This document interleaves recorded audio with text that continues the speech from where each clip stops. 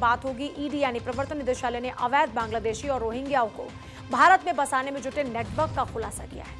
ED के इसी खुलासे से पता चलता है कि देश में बांग्लादेशी घुसपैठियों को बसाने के लिए एक पूरा तंत्र काम कर रहा है और इसके लिए विदेशों से फंडिंग की जा रही है। जांच एजेंसीज के मुताबिक शुरुआती पड़ताल में एक बेहद ऑर्गेनाइज्ड और बहुस्तरीय सिंडिकेट का खुलासा हुआ है।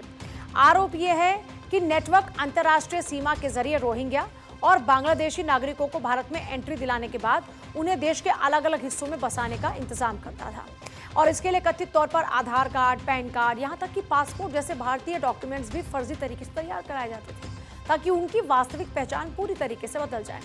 ईडी ने इस नेटवर्क पर शिकंजा कसते हुए यूपी, दिल्ली और पश्चिम बंगाल समेत 5 राज्यों में छापे मारे और ये नेटवर्क विदेशों से मिले पैसे का इस्तेमाल अवैध घुसपैठियों के फर्जी डॉक्यूमेंट तैयार कराने, उन्हें देश के अलग अलग हिस्सों में भेजने और उनकी आजीविका के इंतजाम करने में कर रहा था।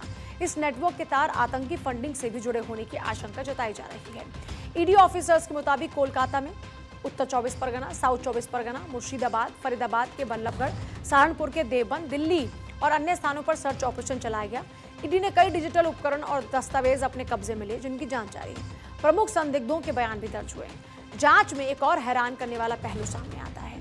ईडी का दावा यह है कि कुछ सार्वजनिक चैरिटेबल ट्रस्ट जो विदेशी फंड विनियम अधिनियम के तहत रजिस्टर्ड है, वो इस तरह के पूरे नेटवर्क में महत्वपूर्ण भूमिका निभा रहे थे। ईडी के मुताबिक इन ट्रस्टों को ब्रिटेन स्थित संस्थाओं से पैसा मिलता था।